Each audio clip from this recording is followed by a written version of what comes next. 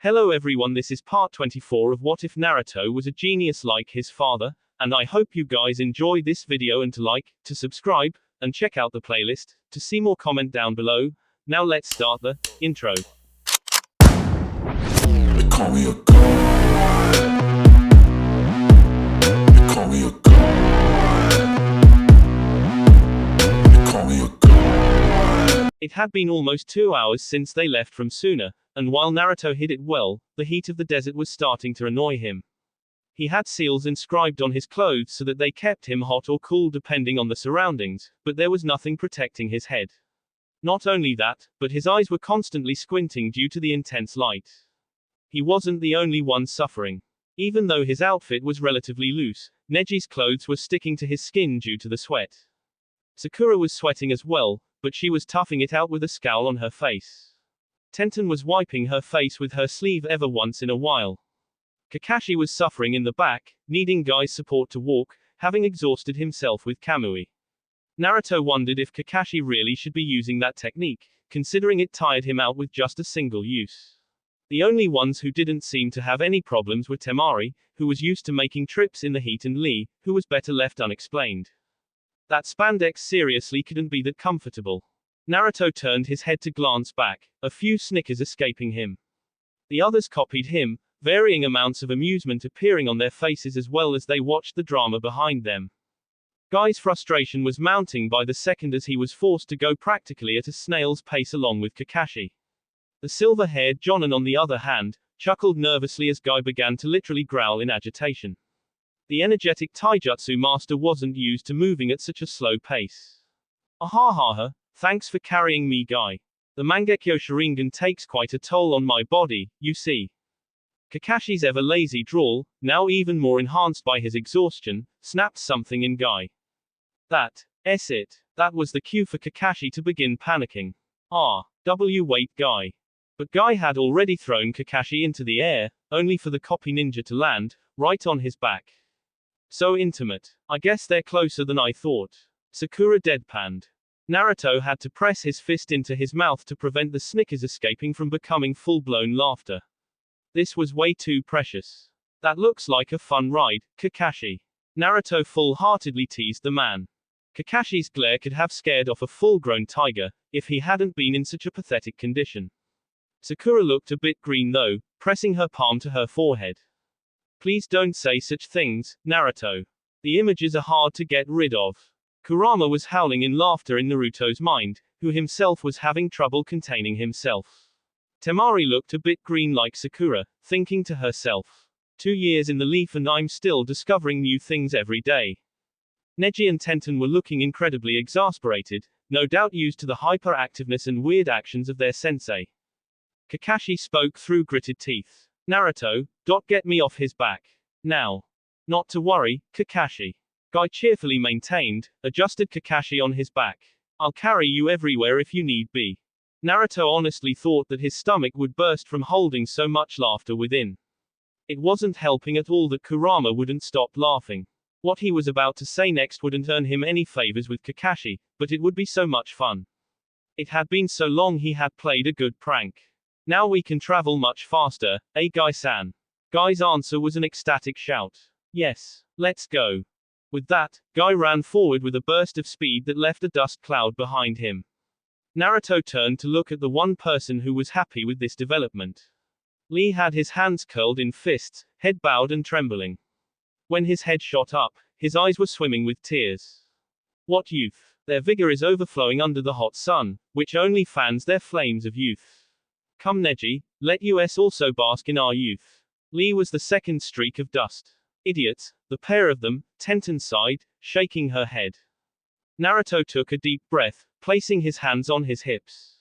At the rate they're going, the Hokage is gonna wonder what happened to the rest of the team. Sakura slumped a little. I really don't want to sprint across the desert and the forest. It's alright, you don't have to. Naruto placated her. In fact, you don't have to move at all. What are you talking about? Neji questioned with an eyebrow raised. Naruto placed his palm on the ground. I marked the gates of Konoha. We can simply flash there, he explained with a grin, easily tracking the dynamic duo with his sensing. He pushed his sensing further until his mark on the gate was within his radar. But aren't you out of range? Konoha is quite far away right now, Tenten murmured worriedly. My senses have only improved in 3 years, Tenten, Naruto assured her. Temari smirked as she knelt beside him. Then you already have the mark in your sights, don't you? Her answer was a smirk. She then stood up. Then what are we waiting for? Grab on. Wait. Naruto's command stopped everyone in surprise. He then elaborated, speaking in a whisper as if disclosing an important secret. We need to have the perfect timing. XXXXXXX. Guy crossed the gates, coming to a halt. He pointed his index finger towards the sky in a gesture of victory, not even noticing that his head slammed into Kakashi's chin, knocking back the man painfully. First. Not quite. He turned around, eyes widening in shock when he saw everyone except Lee sitting against the wall. They looked quite comfortable, meaning that they had arrived quite some time ago, and were waiting for them. Naruto was the one who spoke, standing up. The other followed the suit. We have been waiting for quite some time, Guy-san. Kakashi was glaring with every ounce of rage that he could muster in his exhausted state. He knew exactly what the blonde had done, and was cursing up a storm in his head. Naruto caught his eye and winked, telling the man that the blonde knew exactly what he was thinking. Guy was completely floored, never having imagined that he of all people would be the last in a race. In his shock, he didn't even think what had actually happened. A shout distracted everyone as they turned to the gates, seeing the last of group arriving. Lee raised both of his hands, shouting in a mix of victory and defeat. SEC. Then he noticed the group staring at him. And Naruto nodded, completely serious. Now that everyone is here, let's report to the Hokage.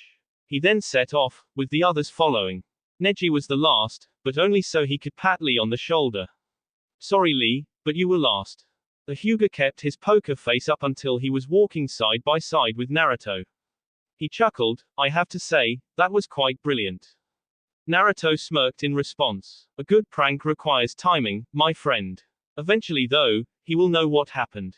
He's not a complete idiot. Thanks to you, they will now drive me and Tenten up the wall with all the extra training. You're welcome. XXXXXXX. Ah.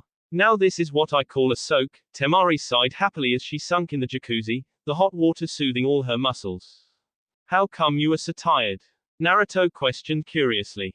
Temari shook her head. Not physically. All that stress of Gaara almost dying, she understandably hesitated a bit, really had me in a pinch. Naruto moved forward, putting both his hands on either side of Temari. He leaned in, putting fleeting kisses on her neck. He asked her in a suggestive tone, then perhaps you would like a massage too, unwind. Temari smiled as she pretended to think about it. It doesn't sound like a bad idea at all. Naruto's hand started drifting down. Then what are we waiting for? Because we need to talk. Naruto stopped his advances, slowly leaning back to see his wife's serious eyes. He drifted back to his end, deciding that massages and sex could come later. What do you want to talk about? Temari seemed hesitant, but she took a deep breath and spoke. I know that the Akatsuki are a mercenary, terrorist organization that wants to collect all the Biju for some nefarious purpose. This organization is made up of S-rank missing nin, right? Naruto nodded, motioning her to continue. To Konoha's knowledge, 5 people have been identified as a part of that organization. Naruto shook his head. Itachi, Kisame, Deidara and Sasori are the only ones that Konoha and Suna are aware of. Temari interjected. But Orochimaru is a former member of that organization, right? What's to say he still isn't supporting it? Naruto waved a finger at her. Orochimaru left the organization to pursue his own goals of destroying Konoha and achieving immortality in an Uchiha body. In fact, Jiraiya believes Itachi is the reason Orochimaru left Akatsuki. The prick tried to play smart with Itachi, and got his ass handed to him. That is why Orochimaru shifted his interests from Itachi to Sasuke. Temari had a surprised expression as she digested the new information. I wasn't aware of that. She waved a hand. What I'm trying to say is, there is a probable chance that, and it might not even be true, Sasuke might join Akatsuki in the future. Naruto folded his hands. This was a serious matter. It had occurred to him as well that Sasuke might join the mercenary organization. He knew that the Uchiha was hellbent on destroying his brother, and Orochimaru won't remain in his way for long. What he wasn't seeing was Temari's reasoning. Why would she think Sasuke would join Akatsuki now of all times? Come to the point, Temari, he requested, leveling a look of utmost seriousness at her. Temari looked equally serious. My question is, what will you do if you face Sasuke, after he has joined the Akatsuki? So that's what she wanted to know. She raises a good question. Indeed. Now that I think about, I myself am at a loss to what I would do. You could simply cut off his head and end his life. It would solve most of the problems this world has been having. The suggestion was spoken so innocently that it actually became part of a normal conversation for a second. Naruto scoffed inwardly. Duly noted, though I would prefer not to do that. Then what will you do? That's the question, isn't it?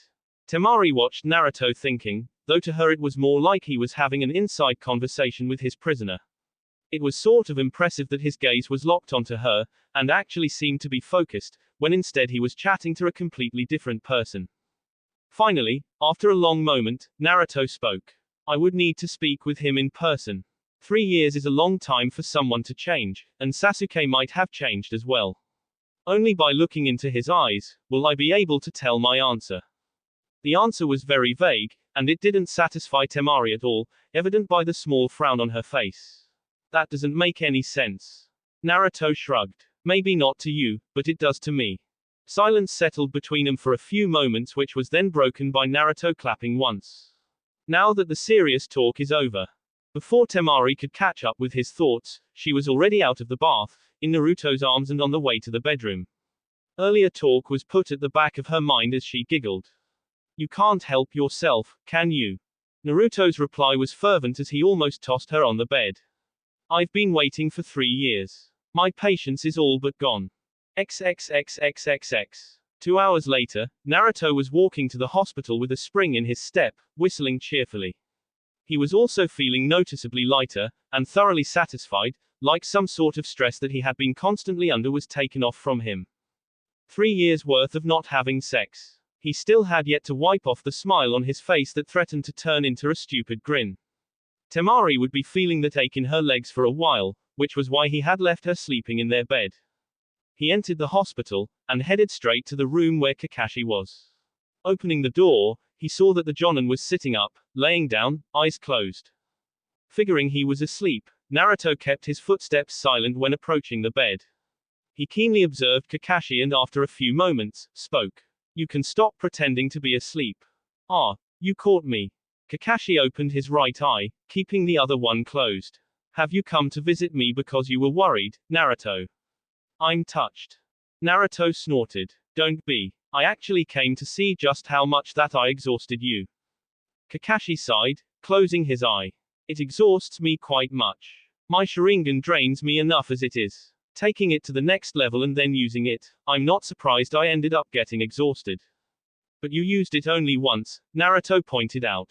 I haven't exactly trained my Mangekyo, Naruto. Back in our fight, it took much time to just pinpoint my target, Kakashi explained.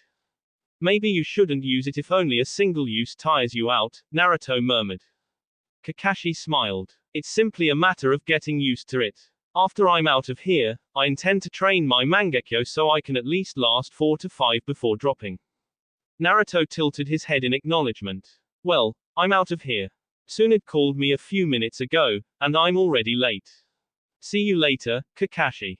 XXXXXXX. Tsunade had sent a summons 15 minutes ago, but she would hopefully forgive him for being late. He reached the Hokage Tower, waved to the guards and ventured inside, absently checking over what everyone was doing. Some people were just standing around, talking with each other. Most were just carrying around paperwork, and he spotted 4 people playing cards not so discreetly under the pretense of doing paperwork. Naruto smirked before he quickly moved up the stairs. Walking briskly, he arrived right outside Tsunade's office and knocked thrice. Come in. He opened the door, and immediately took account of who was in the room. There was Sakura, Shizune, Tsunade facing the window with her back to him, and then there was Gigi. His mouth automatically stretched into a smile on seeing him. He hadn't changed much in 3 years, except he was far more relaxed than Naruto had ever seen him. Guess retirement does that you. Tsunade turned around, scowling at him. You're late. What the hell was it that took you so long? Naruto gave a short bow. Apologies, Tsunade-sama. I was going under some therapy. Sakura quirked a brow, as did Shizune. You need therapy. For what? Naruto's grin stretched out in full force. If you really want me to tell you, it goes something like. Actually, we don't need to know, Hiruzen hurriedly intervened, knowing exactly what Naruto was going to say. 3 years with Jiraiya, it was hard not to pick up when some perverseness was about to come into play. Naruto was obviously going to speak something that would terribly embarrass the ladies in the room, and Tsunade would probably throw the desk at him. He really didn't want his late sensei's desk to be smashed to pieces. Naruto's grin dropped. Spoil my fun, why don't you? Then his demeanor turned serious. What is it that you called me for then? Tsunade turned to face him fully. Naruto, Sakura revealed to me some information given to her by Sasori of the Red Sands before he died. Seeing him silent, she continued. Sasori revealed to Sakura, just before he died, that he had a spy in Orochimaru's ranks. 6 days from now on, at noon, Orochimaru will be there. Naruto said nothing, but inside, he was sighing. I know what she's going to say next, and I can't fault her. But I can't be the only one who sees this is wrong on so many levels. You're not. Information is like food in your world, and you humans are the greediest of the animals. You can't help but eat it, uncaring if it is good or bad. Naruto ignored his partner's ranting. Which team are you sending then? Sakura has volunteered to go, Tsunade answered. Naruto took careful note that Tsunade used the word, volunteer, instead of, requested. Even though Kakashi is out of the commission, Team 7 can be ready to go with a replacement team leader, Tsunade elaborated further. Of course, if you choose to go, you might get a bonus as well. Naruto said nothing for a moment, keeping his hands in pockets. He thought carefully about it all. He knew what bonus Tsunade was hinting at, and he fought back a scowl. This mission could possibly give them some information on Sasuke's whereabouts. His mind flashed back to his earlier conversation with Temari. It was highly unlikely that Sasuke was a part of Akatsuki right now, but the question still came up. What would he do, if he came face to face with Sasuke? You could just kill him. Naruto didn't reply. He wasn't sure of his resolve. Laws dictated that the missing nin should be killed with extreme prejudice, yet the small part of him that still considered Sasuke his friend, and not beyond saving, wanted to bring him back home. What should he do? Maybe, I could just beat him black and blue like last time, and then bring him back. While I would prefer you kill him, this is not an entirely unpreferable alternative. I look forward to your showdown, Naruto. That decided, I need to confirm one thing before I agree to this mission. I agree to this mission, Naruto answered at last. But before everyone could take his statement as an unconditional agreement, he spoke once more.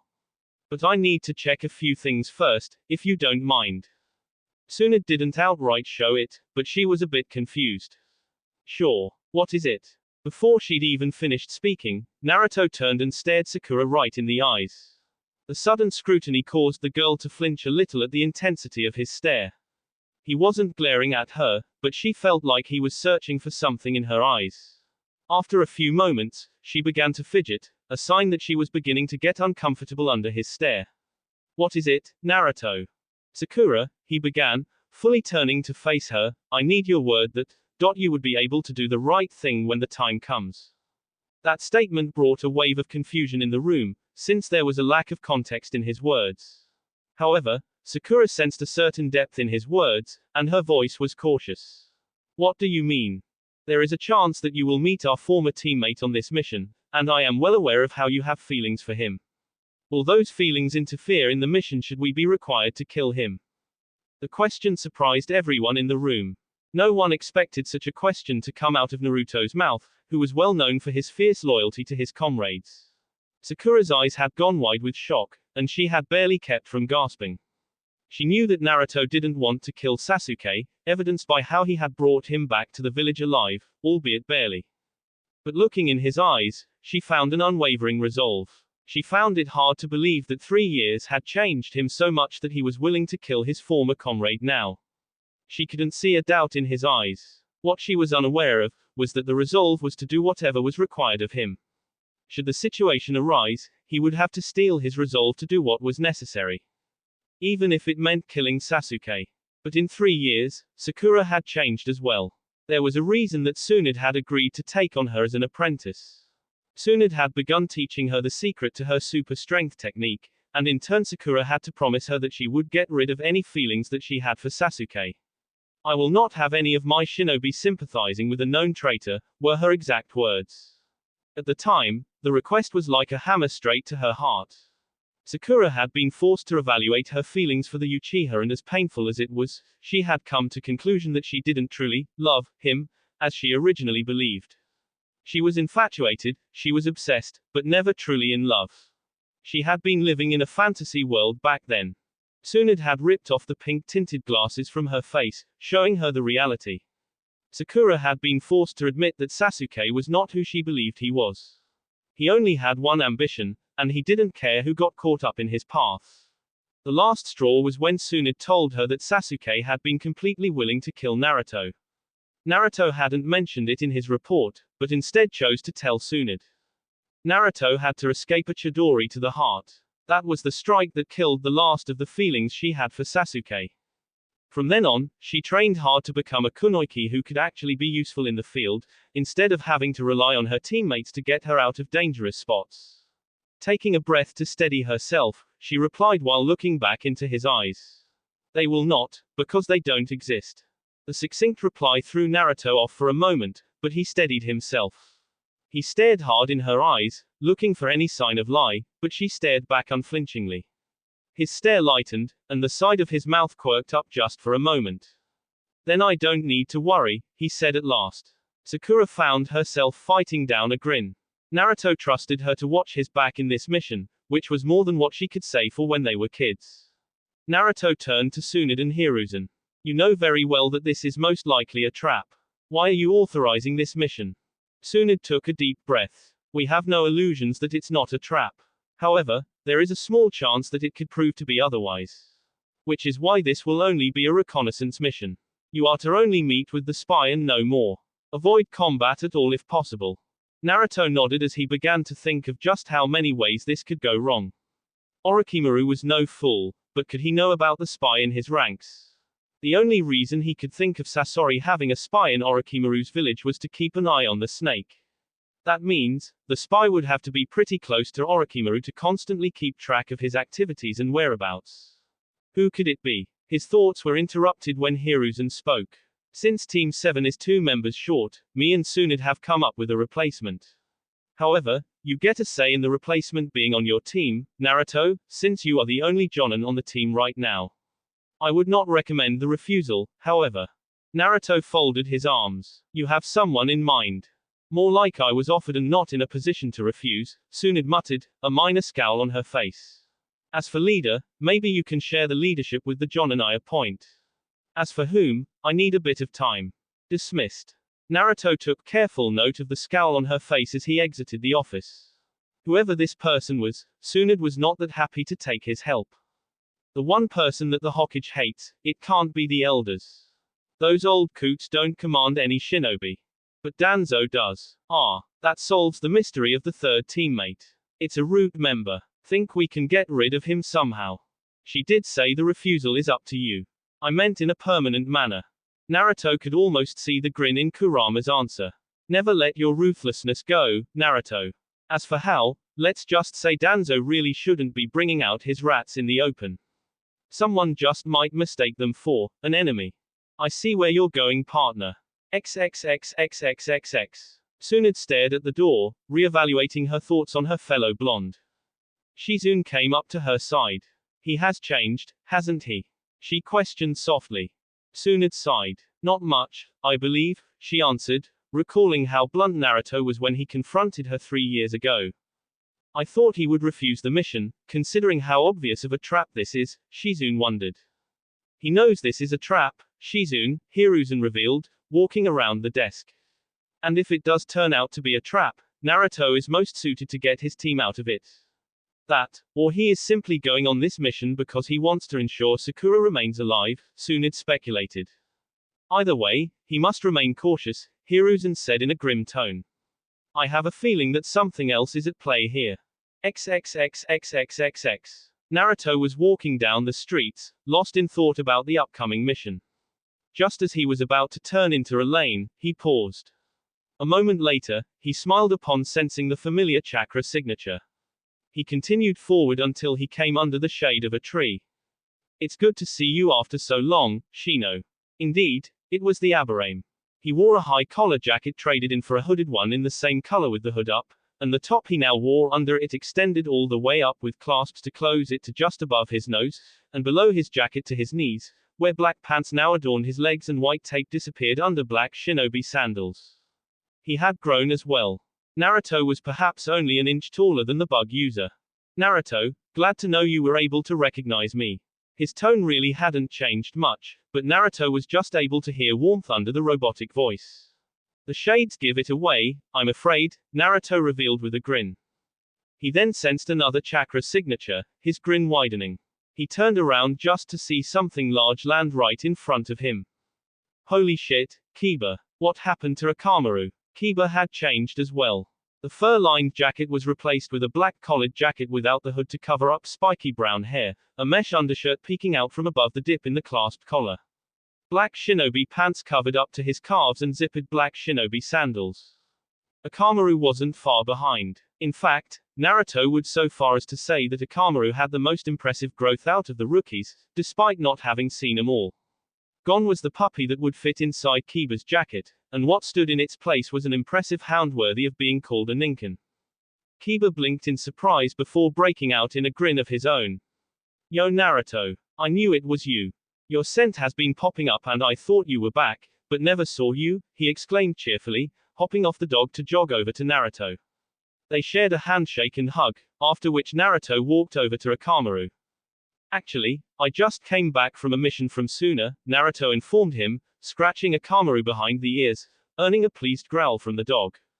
I'd say Akamaru has grown the most out of us all, he commented, chuckling as the dog stood up on his hind legs, licking Naruto's face enthusiastically. And you're now the tallest of us all, Kiba grumbled good-naturedly. Naruto looked around. And if you two are here, then the only one remaining is Naruto-kun. Naruto smiled as he turned around. There she was, and dare Naruto say it, Hinata was easily one of the most beautiful girls around here. She had filled out such even more than Temari and her hair was now longer, falling to her waist, but her bangs were still cut princess style. She still wore her jacket, but it was no longer bulky as it was, showing hints of her figure.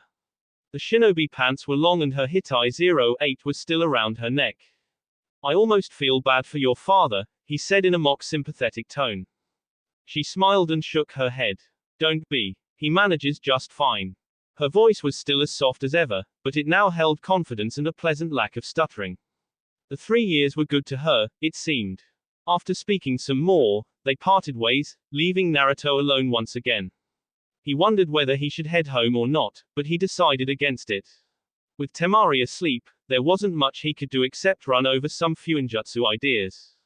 Or, I could go visit someone else. He stretched out his senses and found his target was back at his home. He changed directions and walked towards a place he hadn't visited since he was 4. Walking for 10 minutes, he arrived at his destination. It really hasn't changed much, he sighed nostalgically as he gazed upon the Sarutobi compound. The last time he came here was the first time he felt like he had a family. Gigi had brought him here when it was his birthday. He had been introduced to Konohamaru's parents, who weren't expecting him back then. He had been introduced to Asuma as well. The Jonin really didn't hate him back then, but he had no love for Naruto either. He kept his interactions with Naruto neutral, which his 4-year-old self was grateful for. He approached the guards at the gates of the compound. I'm here to see the Sandaime. Is he available? He returned quite recently, in fact, the guard replied, escorting him inside. There were a number of people he spotted, either talking or training. Some people saw and started whispering to each other, but he ignored them. Soon, they were right outside the Sandaime's home. Naruto told the guard that he can make it from here, earning a wary look from the guard, but was eventually allowed to go inside. The inside of the house was something that Naruto always thought the old man was: simple, practical, old, warm and weary. It wasn't that the house walls were crumbling, but Naruto knew for a fact that the old man lost his wife the night he was born. His eyes flickered towards an old photo of the old man and his wife when they were young. Even in the picture, his eyes held a love and joy that Naruto had never seen. His wife, Sarutobi Biwako, had been beautiful. No doubt her loss would have scarred the old man for life. Maybe it was also the reason the house seemed weary. It had been missing one of its occupants for years. She was beautiful, the voice behind his spoke fondly. Naruto slowly turned, giving no indication that he was surprised. Gigi was smiling at him, in the way that all old people did. I know what you're thinking. You must miss her, Naruto commented, putting his hands in his pockets. Hiruzen released a sigh that conveyed exactly how old he was. Every day. He turned around and gestured Naruto to follow him, which he did. It just hasn't been the same after she died. It was like the heart of the family that kept it together broke, and with it broke away the family. Asuma took her death particularly hard, which wasn't surprising considering how he was always closer to her than me. Her death pushed Asuma further away from me. He and Naruto entered his office, and sat down on either sides of the table.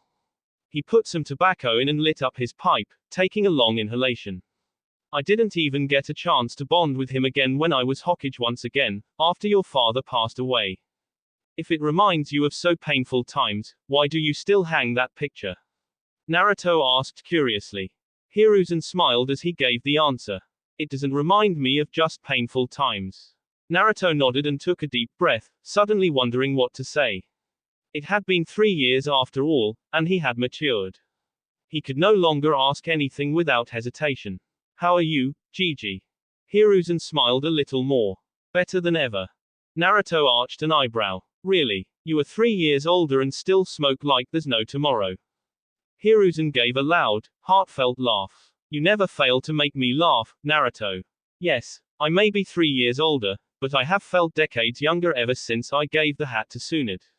In our world, people are lucky to reach my age and even luckier to retire at leisure. For me, retirement feels like I'm living in a dream. Naruto chuckled at the last statement. I'm sure it does. It is rare in the shinobi world for people to achieve the dreams. They sat in silence for a moment, after which Naruto spoke up. So how do you spend your free time now? Hiruzen released a puff of smoke, leaning back in his seat. Well, even before I gave up the hat, Konohamaru had been begging me to train him. I have been training him quite regularly since the last 3 years. Naruto smirked. Is that right? Then he must have gotten quite good. Hiruzen gave a non-committing grunt. He has improved, that's for sure. But he still has ways to go before he becomes Chunin level. Naruto smiled. You have high standards, Gigi. Hiruzen snorted. I'm the Sandaime Hokage, boy. Of course I have high standards. You think my students became the Sannin just like that? Naruto completely agreed with that argument. No, they didn't. And I see that you have got quite the bingo book entry, Hiruzen said with a knowing look. Naruto rubbed the back of his neck. Actually, it was something I never expected, to be honest.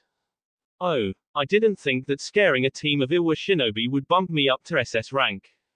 Hiruzen folded his fingers and rested his chin on top of them, leaning forward. Would you mind telling me what happened? Naruto smiled and shook his head. No, not at all. Flashback. You know, sometimes I wonder just how the hell you became a spy master, Naruto grumbled. Jiraiya scowled and turned away, barely pouting. How was I to know that the client would double-cross us with the Yakuza? Naruto's deadpan was impressive. We both know you thought that the guy was shady from the start. Jiraiya shook his head. We deal with a lot of shady clients, but very few had the nerve to double-cross us. Besides, the guy hadn't done anything significant to be on my radar. My spy network is currently being stretched almost to the limits to keep tabs on our resident mercenary group. Naruto scared, waving a finger. You know that's a pretty weak excuse for you. Surely you could have asked me to keep an eye on him with a few of my clones. Jiraiya turned his scowl on him. Then why didn't you say so? Naruto shrugged his shoulders, completely unbothered by the scowl. You were in charge of the mission. Besides, I thought you knew best when it came to dealing with shady people, so I trusted you. Now, I'll be a bit more careful. Watch it, brat, Jiraiya growled, itching to just pound a fist into Naruto's skull. My greatest apologies, Honorable Spymaster, Naruto bowed, and Jiraiya could almost see the sarcasm oozing like a waterfall. Taking a deep breath, he counted to 10 and let go. Sometimes, Naruto got under skin too well. They were assigned a mission to recover a noble's stolen property that someone had stolen. Turned out, the clan was practically in a war with another, almost sister-like clan over the possession of a sword that was said to never dull, no matter how many times it was used. The lesson that Jiraiya had taught him when it came to situations like these was, stay neutral if you can help it. If it wasn't your business, don't make it your business. Unfortunately, they were hired by one of the two clans to steal the sword and give it to them. Between Naruto and Jiraiya, stealing the sword was no biggie. In fact, the only interesting thing was that Naruto had to impersonate a female servant to infiltrate the other compound. A servant who had a secret affair going on with the head. He had to make it so that the female servant wouldn't get into trouble after he was finished wearing her disguise. Stealing the sword was easy, but the return was unexpected. Turned out, the Yakuza had somewhat loose lips and the head of the clan who they were working for had the Yakuza on a payroll already, and had dispatched them to steal the sword from Naruto and Jiraiya, terminating them afterwards. Konoha mission contracts had a specific clause in them. If the client were to breach the contract, the Konoha shinobi would retaliate with extreme prejudice. So Jiraiya and Naruto easily dispatched the Yakuza, went back to the traitor and acted as if they didn't know anything about who sent the Yakuza after them. The guy was forced to give them the money and after he had, Jiraiya had finished him off. They later returned the sword from where they stole it. It was somewhat fun, but Naruto had no wish to deal with something like that again. They entered a small town and rented a room in an inn. Jiraiya went off to do Kami knows what, while Naruto decided that a bath in the nearby stream would do him some good. Grabbing a towel and some spare clothes, he set out in a leisurely walk to the stream.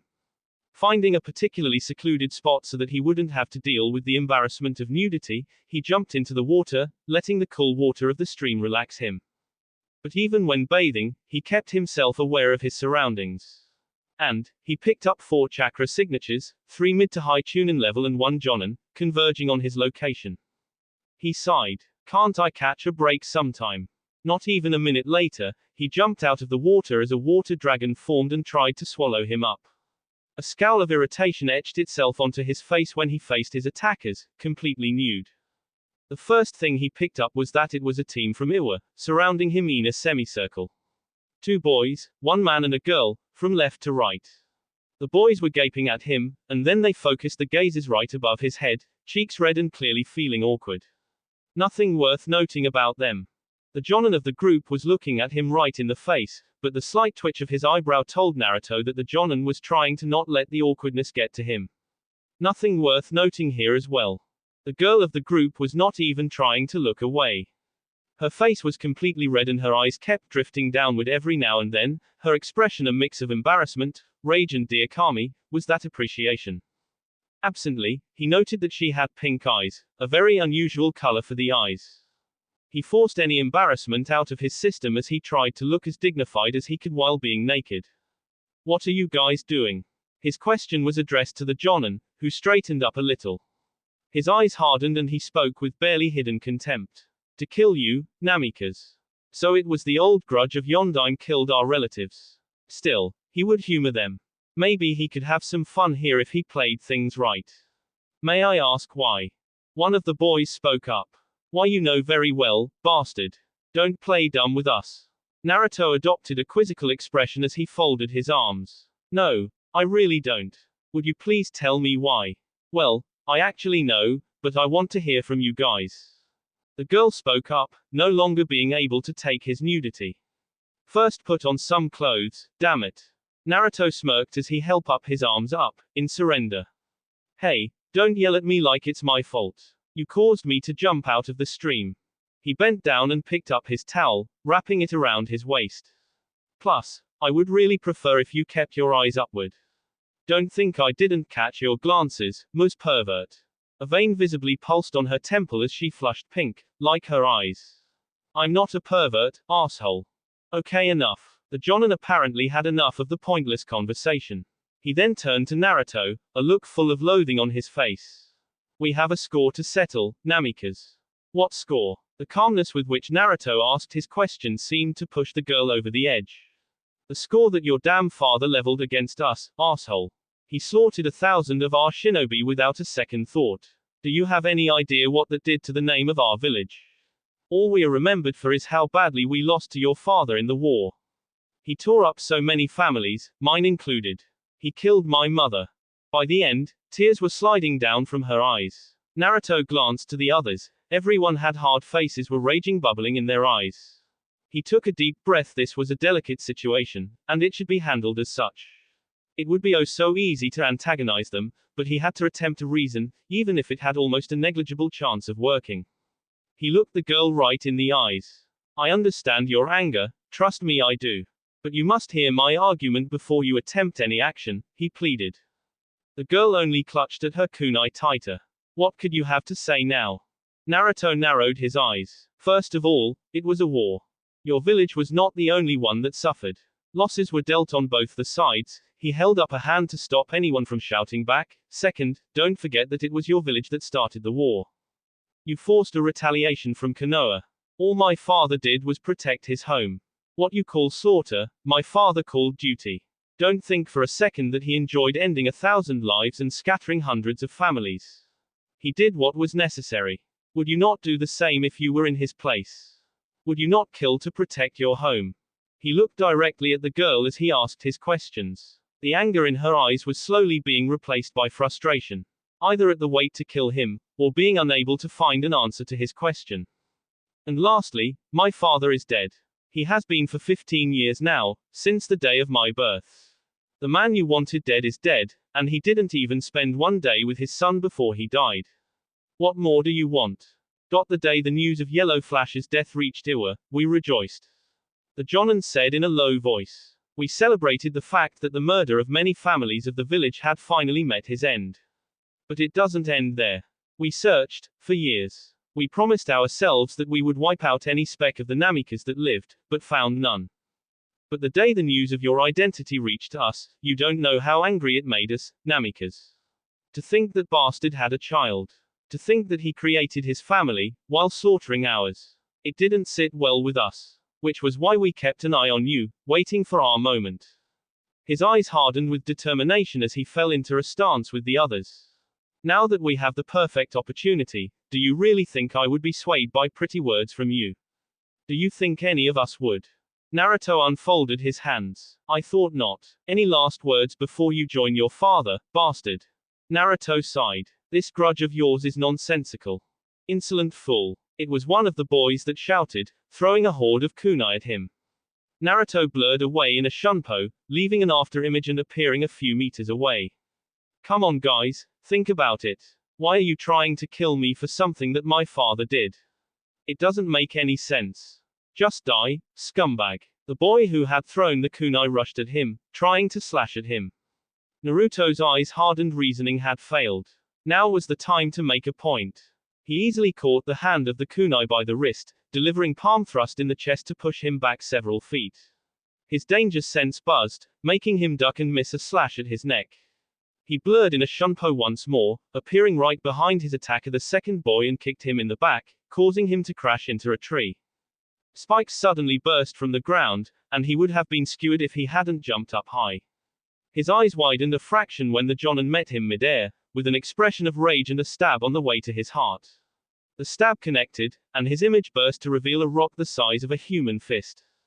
The Jonin narrowed his eyes in frustration as he landed, looking around for the blonde.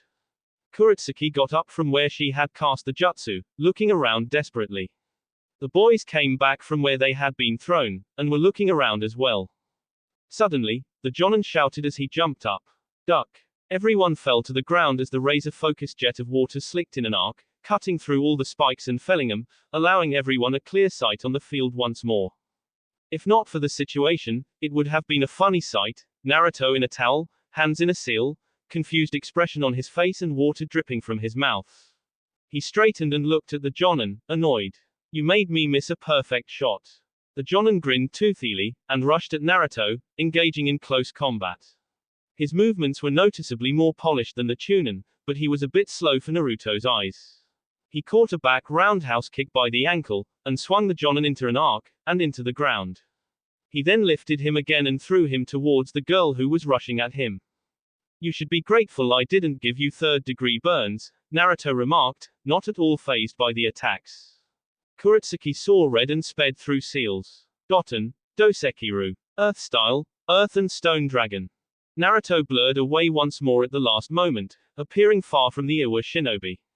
He bent down and picked a kunai. TCH, this would have been a lot easier if I just had my special kunai, he muttered. What did you say? One boy shouted, hands readying a jutsu. Naruto made a surprised expression. Oh, I was just saying that this would have been much easier for me if I just had my special kunai. You know, three-pronged and a formula written on the handle. I'm sure you know of it. Kurotsuki paled. He couldn't possibly know that jutsu, right? It was very advanced. The Jonin voiced her thoughts, shock clear in his voice. You know that jutsu. Naruto smiled, part charmingly and part mischievously. I am his son, aren't I? Then his face cleared of all expression so fast that it was a whiplash. And I have you marked. Before them, he literally vanished from his place. Not blurred, vanished. As if swished out of existence. She moved to shout to everyone, to move, but she was frozen in shock, as were the others. But they moved before she did, falling forward, faces slamming onto the ground, life extinguished from their eyes. It was over in a flash. She slowly turned her neck towards where the boys were now lying a pool of their own blood. Namikaze was walking towards her calmly, blood dripping from the kunai in his hand. She wordlessly snarled and was about to move when she froze, this time for real. It wasn't shock, she really couldn't move a muscle. It felt like various rods were jammed into her body, holding her in place. Kanashibari no Jutsu, Namikaze revealed the answer to the question in her mind, now standing right in front of her. Something very useful for me in the field. He grabbed her hand holding the kunai, and gently moved it down, and she wasn't able to do a thing to resist. She felt ashamed and disgusted at herself for being so weak. First her mother gets killed by the father, now she was going to be killed by the son. I'm not going to kill you, he said, as if reading her thoughts. He then leaned in, his face right by hers, and despite herself, she blushed brightly as she felt his hot breath on her ear. Hate or not, it was undeniable that Namikaze was extremely hot, and very well endowed. You are going to take your comrades and return to Iwa. You will tell your cage exactly what happened here. You instigated this fight, not me. You provoked me, and I retaliated. You fought, I won and you lost. Here's a warning to you, from Hiruzen, if any Iwa shinobi provokes me just to settle an old grudge, I will retaliate tenfold, he hissed, unknowingly causing Kurotsuki to shiver at the menace behind the words. To summarize, back off, his words were literally a feral growl in her ear. He then stepped back, no sign of any rage or the menace with which he spoke. This is my first and last warning to Iwa, he informed her, walking towards his clothes now. He then turned to face her one last time. Raijin no T, never grants mercy twice, his eyes were flinty chips of azure ice. Remember that. He left the clearing after that, leaving her frozen. Flashback end. And the next thing I know, I have a bingo book entry, Naruto finished with a clap of his hands. Hiruzen had his eyes narrowed in thought. I see, the scars from the wounds that your father gave were run deep. Naruto spread his hands in the universal gesture of, how does this even work? Why would they be holding out on a grudge for a dead man? Isn't it just easier to move on? Hiruzen rubbed his forehead. You must know that Iwa lost a lot in the Third War, Naruto. Majority of it because of your father. Never had a hidden village suffered a loss of this magnitude in history. And wiping out 1,000 shinobi drastically weakened their military strength, which takes years to rebuild. Even now, I suspect that they still may not have replenished those numbers. It's hard to forget such things, Naruto. Naruto pursed his lips and looked down. What would he do if someone did that to him? Would he keep on hating, or would he let go? I don't know what I would do. Hiruzen gained an understanding glint in his eye. It's hard to put yourself in the shoes of the enemy to understand them, Naruto. Naruto tilted his head sideways, arching an eyebrow. Well, this sounds like something I wouldn't want to think about. They sat in silence for a few moments, each lost in their thoughts. It was Danzo who offered the replacement, wasn't it? Hiruzen looked up in surprise. How did you know? Tsunade didn't look so happy when she thought she already had a replacement, Naruto answered. Hiruzen sighed and rubbed his forehead. Yes, but every shinobi must only obey the Hokage. If some are working for him, doesn't that make him look suspicious? You could launch an investigation into him. My old friend is far too careful for that, Hiruzen revealed with a tiredness he felt every time he talked with or about Danzo. Root still exists, I'm sure of it. But we have no evidence. Naruto remained silent, not revealing about his plan to take out the Root member as soon as he met him or her. He wanted Gigi to have deniability on this. Hiruzen looked at Naruto with utmost seriousness, causing the blonde to straighten in his seat. I advise you to be careful, Naruto. Danzo wants to keep an eye on you, for what reason I can only speculate. Don't give away too much information. Naruto nodded back. He wouldn't expect anything else from the bandaged mummy. Well, if it isn't Raijin no tea. Naruto turned his head around to see a bearded man enter the room, hands in pockets and like majority of the Sarutobi, a cigarette in the mouth. He waved at him with a grin. Yo Naruto. Naruto smiled, getting up to greet the man. With some smugness he noticed that he was only a little shorter in height than the bear-like Jonin. Shaking hands, he remarked, as smoky as ever, Asuma-san. Asuma snorted. Hard to leave such a habit is more like it. Naruto agreed in that aspect. Just then, his nose picked up a strange scent coming from the man. A very feminine scent. He smirked and gave him a knowing look. Well, I hope you and your team are doing well. Congratulations on your relationship. Asuma spluttered. What relationship? Naruto turned back to Hiruzen, who also had a smirk on his face. Don't worry. We can keep a secret. Asuma attempted to brush past the embarrassment. Well, I actually wanted to talk to you about something. Naruto raised an eyebrow, the smirk still on his face. Oh, do tell. Asuma removed the cigarette from his mouth. I have trained my team pretty hard in the past 3 years. While they have gotten better, I want to put them to a test against an S-rank shinobi. We are clashing with Akatsuki now, and sooner or later they will be facing one of the mercenaries. I want to see, and for them to see, how they fare against an S-rank heavyweight. Naruto grinned, but there was a malicious delight in his grin. This is sounding more interesting by the second. I'm in. Asuma was a bit worried upon seeing the delightful grin on Naruto's face, but pushed his worry aside. Maybe he was just happy to be seeing his friends again, see how strong they had gotten. Or maybe, a small part of his mind whispered, you just signed your students' death warrants. Asuma pushed the voice away, masking how worried he was about the fight. He then asked the blonde, so when do we do this? Naruto folded his hands. I'm actually preparing for a mission right now, that's supposed to be quite a risky one. So let's do this after I return. Asuma nodded, pleased that he gotten what he wanted. Fine by me. Naruto then turned back to Gigi. It was nice talking to you, Gigi. Let's talk some more later. Maybe get a bowl of ramen. Hiruzen smiled. Sure. Good luck on your mission. Naruto then left the office, leaving father and son alone. There was silence for a few minutes, after which Asuma spoke. My students don't stand a chance, do they? Hiruzen just smirked. Do you believe in them? Asuma whirled around. Of course I do. There's your answer. Asuma let it go at that. His father had the annoying habit of speaking in riddles. He wasn't going to get anything else out of him. XXXXXXX. So you are proctoring the Chunin exams. Shikamaru shrugged, looking annoyed with the task assigned to him. Troublesome but, I can't complain. I can't do what I want.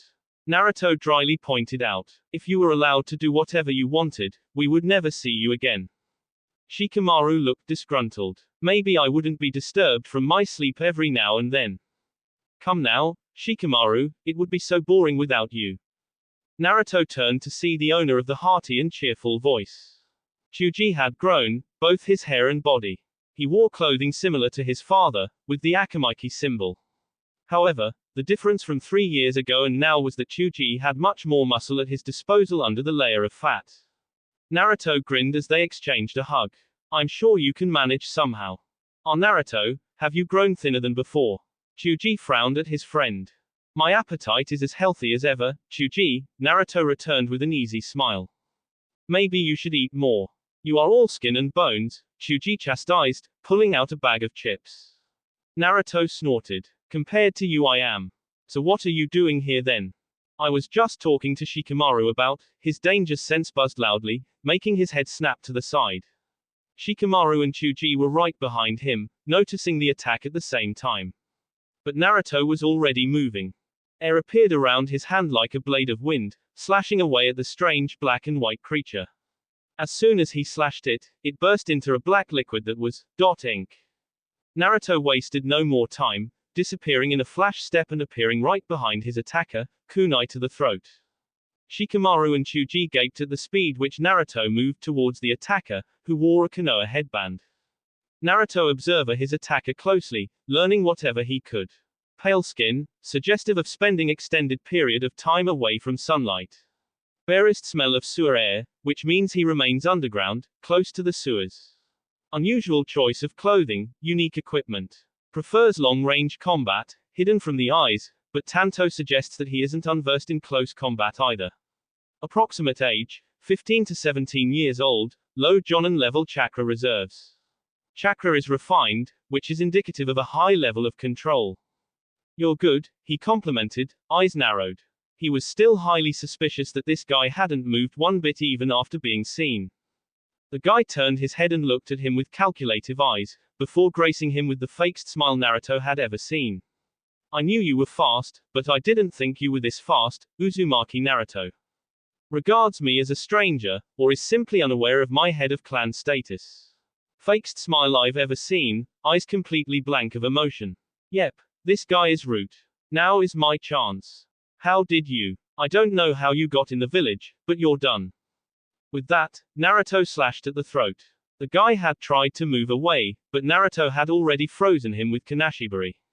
Blood flowed from his jugular vein like waterfall, and his eyes showed complete shock. Naruto watched dispassionately as the life faded from his eyes. Shikamaru and Chuji joined him on the roof, eyes wide with surprise and horror. Naruto, what have you done? Naruto glanced at Shikamaru, replying as if speaking about the weather. He was a spy. I killed him. Naruto found himself back in the office of the Hokage. He idly wondered whether he had really thought this through when Kurama had presented the idea. Almost immediately as the thought crossed his mind, he discarded it. It was plain for all to see that Danzo had intended to keep a close eye on Naruto, to gauge his threat level. Whether he could control him or not, directly or indirectly. Of course, Naruto wasn't stupid enough to believe that Danzo would take a direct shot at him. Danzo was called Yami no Shinobi, the Shinobi of Darkness, because he worked from the shadows. His modus operandi went completely against anyone's ethical guidelines. His father's journal had provided Naruto a deep insight into the workings of Root. And there was one thing that stood out the most. There was no shinobi more loyal to Konoha than Danzo. In fact, the man was so loyal, that he was willing to cross boundaries that no one would dare toe. Now that he stood before Tsunade, Naruto wondered what the man would do. If he called Naruto out on the murder of a Konoha shinobi, Naruto was more than ready with his answer. And if he did, then he would have to answer just when did he have any authority to command shinobi. Tsunade leveled a stare bordering on a glare to her fellow blonde. Let's get to the matter. Naruto, I know that you are a very powerful shinobi, and a very intelligent one as well. Otherwise, you wouldn't have earned your bingo book entry. For as long as I have known, I have seen that you never perform an action of this level of depth without thinking it through. So I would really like to hear your reasoning of what made you kill the shinobi on sight. Danzo stepped forward, and Naruto had to commend the man. The tightening around his eyes was the only giveaway that Danzo was a little more than a bit displeased about the turn of events. Hokage-sama, He was immediately silenced, when Tsunade leveled a nasty glare on him. You may only speak when I allow you to. Is that clear? Danzo. Danzo immediately bowed his head. Apologies, Hokage-sama. Her glare receded and she turned back to Naruto. Let's hear your account, Jonin Uzumaki, she prompted. Naruto nodded and out of his mouth came the story that he and Kurama had cooked up. Hokage-sama, you are correct in saying that I don't perform any drastic action without thinking it through, and that will never change. In this case, my reasoning is somewhat like this. Do you know that I have an eidetic memory, Hokage-sama? Tsunade slowly shook her head. I wasn't aware of the fact. It isn't stated in your file. Naruto expanded upon his statement. For those who do not know what eidetic memory is, I will explain. Having an eidetic memory means that everything that I see, hear, smell, taste or feel, I can recall all of that with near perfect clarity, down to the small detail. I can even recall every conversation I have been part of that has taken place years ago. What is your point? Naruto glanced towards Danzo, who was frowning at him now. The point is, the shinobi that I just killed was of my age group, 15 to 17 years old. Isn't that correct, Danzo-san? By now, Naruto could almost hear the wheels turning in the Warhawk's brain as he tried to see where Naruto was taking this conversation. Almost cautiously, as if he was stepping in a minefield, Danzo replied. Yes, he was of your age. That just gives more credibility to my story then. Naruto pleasantly smiled. Thank you, Danzo-san. Turning to Tsunade, he continued his justification. As he said, he was of my age. But like I said before, I have an eidetic memory. Anything that I see, I remember and can recall perfectly. He brought forward his right hand, almost in a questioning gesture. And trust me, Hokage-sama, every person, who is 2 to 3 years older, or equal of my age in this village, I know their name, and their face. By now everyone could see where this was going. Hiruzen didn't show it, but he was relieved on the inside that Naruto had managed to sort this out by himself. A glint of understanding entered Tsunade's eye, but she kept quiet, gesturing Naruto to continue. And when I saw the face of that shinobi, the first thought that entered my head was, who the shinobi was, and why he was attacking us in broad daylight. I recalled every face I had seen, and came to a single conclusion: I've never seen this guy before in my life. Naruto's left hand clenched behind his back as he struggled to keep a straight face, because Kurama was full on laughing in his mind. That led to the conclusion that this was a guy that was impersonating a Konoha shinobi, and could be a possible spy. If you suspected him to be a spy, then you should have brought him in for questioning instead of killing him there and then, Tsunade countered reflectively. That was a tricky question, and needed some bullshitting. That was the standard procedure when any suspicious individual was encountered. Perhaps some deflection was required. To be honest, Hokage-sama, I was operating on instinct at the time. While anyone my age couldn't have been a spy for long, I was unaware as to what his full capabilities were, whether he had sure means of escaping us or not. Which is why I neutralized him before he could make any such attempt. There was a Juinjutsu, a curse seal on his tongue that likely prevented him from divulging any secrets. Someone has a lot of dirty secrets to hide, Hokage-sama, he replied, his emphasis on the word clear to all. Everyone in the room flickered their eyes towards Danzo, whose face remained inscrutable as ever. Inside, however, was a different story entirely. He was cursing himself for bringing this matter up in the first place. He had made it pretty clear that Sai was his shinobi, and with Uzumaki revealing the purpose of the seal, it meant that he was subject to a lot of unwanted attention from now on. He was already aware of Hiruzen giving him the stink eye in his peripheral vision. Naruto decided to put a little more heat onto Danzo. He shrugged. Of course, I could have removed the seal if I hadn't killed him, and maybe you would have gotten him to talk, but no use crying over spilled milk now, right? Tsunade took a deep breath to gather her thoughts. From what Naruto had told her, it sounded like he had genuinely believed that Sai was a spy.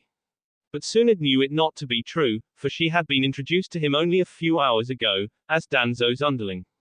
But what she wasn't aware of was that Sai had a Juinjutsu on his tongue to keep him from spilling out unwanted secrets. She still remembered the discussion with the elders. Flashback. It was like a standoff against two opposing sides. Tsunade, Hiruzen and Shizune were sitting against the two elders, with the latter standing. The atmosphere in the room was tense, and Tsunade just wanted to get out of here and get some sake. Dealing with the old Koges was never a pleasant experience. She internally sighed. Oh, how I wish I could just pass on the hat to Naruto now that he's strong enough. But, he isn't ready. Not yet. So, what is it this time? The two elders eyed her with disapproval at the lack of her formality, not that she cared. Those two could go die in a pit somewhere and she wouldn't even bat an eye. It's about Uzumaki Naruto, Koharu opened the discussion. Tsunade and Hiruzen didn't say anything, which Homura took as the cue to continue. From now on, don't assign him missions that have the possibility of him running into the Akatsuki, he firmly stated. Tsunade suppressed the urge to admonish the elder harshly for speaking to her like that. Who did he think he was, ordering around the Hokage like that? You know the reason, don't you? Tsunade's eyes flickered to the female elder. She was the worst of the two, always thinking as if the decisions of the elders were absolutely right. Whenever the discussion was about Naruto, these two always talked like Naruto was nothing more than a deterrent to war for the Leaf. They were only concerned about the beast within, not the container, and that pissed her off. Oh yeah, she and her sensei were well aware of what Koharu was implying. Don't send him out of the village or the Akatsuki will get him. She would have snorted if not for the manners that still somehow remained ingrained in her mind. You do realize that Naruto is now a shinobi capable of defeating Jiraiya at his best, right? The eyes of the two elders widened at that. But Koharu once again reminded Tsunade just how stubborn she was. I refuse to believe that. Naruto might be a prodigious shinobi, but defeating Jiraiya is compul. Are you accusing my student to be a liar, Koharu? Hiruzen interrupted her with a steely glint in her eyes. Koharu swallowed as she backtracked hastily. And no, Hiruzen. It is just too shocking to believe that a shinobi who has not even reached his physical prime is capable of defeating one of the Sannin. Hiruzen receded his glare. I thought so. Tsunade fought the urge to smirk at the elders. Even retired, Sensei hadn't lost the ability to effectively shut the elders up. She continued, besides, what could we possibly gain by keeping a shinobi of his caliber confined in the village? Koharu spoke again, her voice showing signs of frustration now. By remaining in the village, the Akatsuki had no problems in kidnapping the Kazekage, right from the heart of his village. Tsunade cut her off dryly. Koharu was now visibly gritting her teeth, and that was a good sign in Tsunade's eyes. And they were successful. What makes you think they wouldn't try this again? This time, it was Homura who spoke. Then from now on, make sure he works in a 4-man squad with more skilled shinobi, and increase the surveillance on him. Koharu wasted no time by piggybacking on the argument. Furthermore, decrease the amount of missions assigned to him as much as possible, and limit the scope of his activities. If possible, don't let him leave the village at all. Tsunade narrowed her eyes at the old bat. You know what my answer is. Both the elders truly looked as if they were exhausted by explaining to her that their point of view was absolutely right. Tsunade, Naruto is not an ordinary kid. He's a Jinchuriki. Don't. Tsunade spoke right after her, fury shining in her eyes. Raise your voice when speaking to me. To enforce her statement, she leveled a healthy amount of killing intent at the elders. Once they looked properly scared, she continued. I am the Hokage and you will treat me as such. Call me by my first name again and I will revoke your authority as village elders. She stared them in the eye, increasing the amount of killing intent until it was almost suffocating. They nodded hurriedly, and she dropped the killing intent slowly. She won't allow them to push her around like they did to her sensei. Taking a deep breath to abate her anger for the moment, she resumed speaking. As to your suggestion, I can say with absolute certainty that currently, Naruto is the most powerful shinobi in this village. Do you expect people weaker than him to protect him? Tsunade glared at the elders, getting frustrated by the second. He will operate in a 4-man cell anyways. And I won't keep him confined in the village. He is one of the very few, no, the only ninja in our village who can kill Akatsuki members without risking much of his life. You know the power of Hiruzen, don't you? The elders and her were locked in a glaring contest, until Homura sighed. If he does get taken, what will you do? Tsunade didn't even hesitate for a moment before giving her answer. Naruto won't be beaten. But if it does get to that, then I will put my life on the line as the Hokage. Tsunade had a triumphant glint in her eye when she saw that the elders looked defeated. She was about to declare the meeting over when Koharu spoke up once more, a cunning glint in her eyes. But, in exchange for your conditions, you will use the shinobi that we select in order to complete their 4-man cell. Tsunade had a bad feeling about what she was about to hear next. She already had a person in mind to fill the incomplete squad, but she had to listen to the elders at least sometimes. Otherwise, they would keep hounding her until she gave in. Any and all sense of triumph left her in a sigh. Fine. Come in, Danzo. Flashback end. Long story short, Danzo had put forward Sai, someone he claimed to have personally trained. While there was no mention that he was from Root, Tsunade knew better than to fish around. With Kakashi incapacitated, she also had to look for another leader for the team. But now wasn't the time for that. Naruto's account tells me that he genuinely believed that Danzo's suggested shinobi Sai was a spy in the village. Naruto, you're free to go. But don't repeat this action in the future, Tsunade warned him. Danzo stepped forward, his eyes showing frustration. Hokage-sama, are you really going to let him off with a slap on the wrist? He murdered my subordinate. Naruto frowned, then refuted the claim calmly. Murder is premeditated. But, a sly glint came in his eye as he eyed the elder, I wonder just why would you put a Juinjutsu on your own subordinate, Danzo-san? Then his eyes narrowed, and his voice turned suspicious. Maybe you just didn't want him divulging the secrets that Root still exists. The question was more than enough to calm Danzo down. Root was disbanded years ago due to Sandaim's orders, Uzumaki-san. He was simply someone I trained to be one of my personal guard. All the people in the room except the elders collectively held back a snort. Only one thought went through their heads. That is the biggest load of horse shit I've heard. Naruto flippantly shrugged. Whatever you say. He then turned to Tsunade. Any further orders, Hokage-sama? Tsunade frowned and nodded. Yes, you are to meet your new teammates in half an hour, in front of Training Ground 7. I'll pass along any further details relating to the leadership of the team. Don't be late. Naruto nodded sharply. Hi, Hokage-sama. Making a half ram, he was gone in a shunshin. Tsunade finally let the wide smile she had been holding back for the entire meeting blossom on her face. Well, this was a very upsetting turn of events, she said, not sounding upset at all. The elders especially looked crestfallen. Before anyone could speak, Tsunade did. She wasn't going to give them a chance of outmaneuvering her this time. This would have been a setback if I didn't have a contingency plan. The elders looked up, confused. Contingency? Tsunade nodded cheerfully. Yes, a contingency named Uzumaki Haruto. The elders immediately protested. Hokage-sama, you can't. We don't know if he could be trusted. Tsunade held up her palm, stalling all complaints. What you know or don't is irrelevant. Naruto has given me his word that Haruto can be trusted, and that he will personally take responsibility if anything happens. And before you say he's not qualified, she didn't even bother to hide her glee. Haruto has proved himself to be a highly capable chunin just last week. And I was planning to put him on the team anyway before being persuaded otherwise by the elders. Danzo knew that he had lost his play on this. He himself had kept tabs on the other Uzumaki, and had to admit, the boy was just as good with his chains as Kushina, if not better. He had debated on whether he could somehow convince him to join the route, but later discarded the idea. For every Uzumaki, family came first.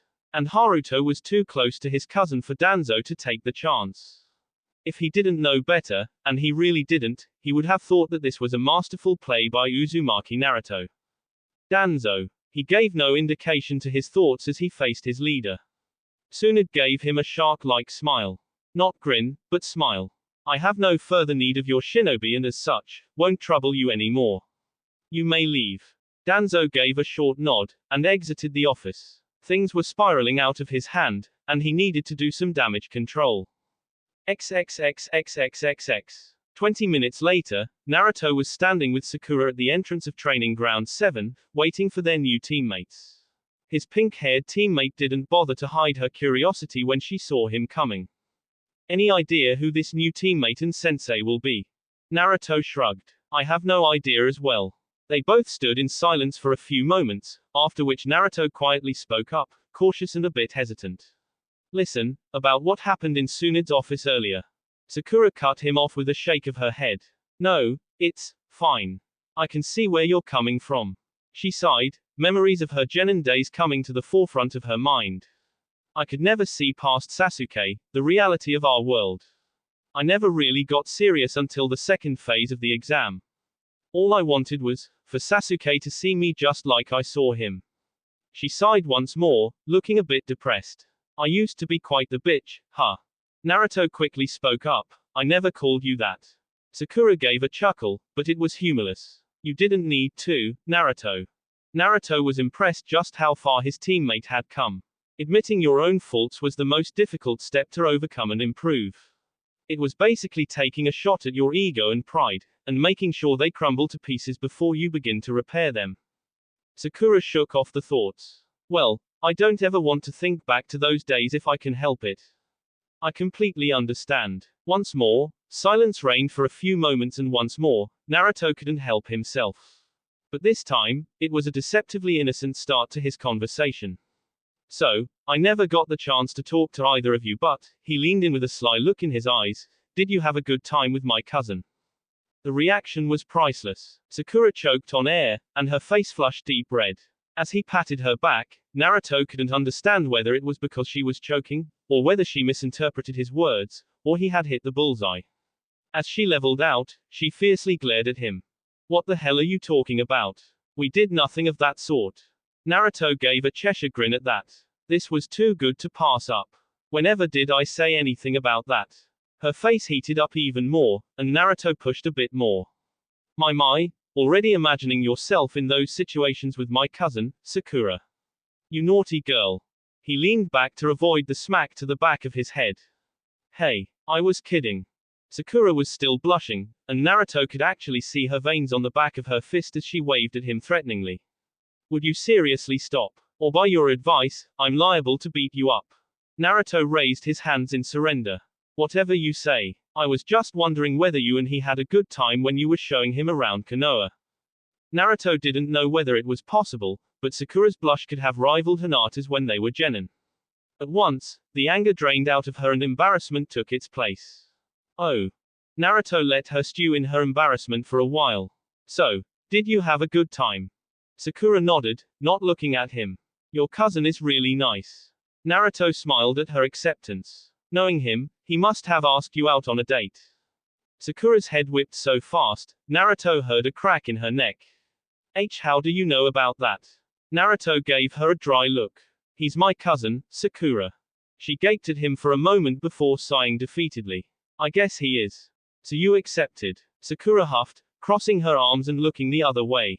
B. Barker. Who the hell asks a complete stranger out after just meeting them?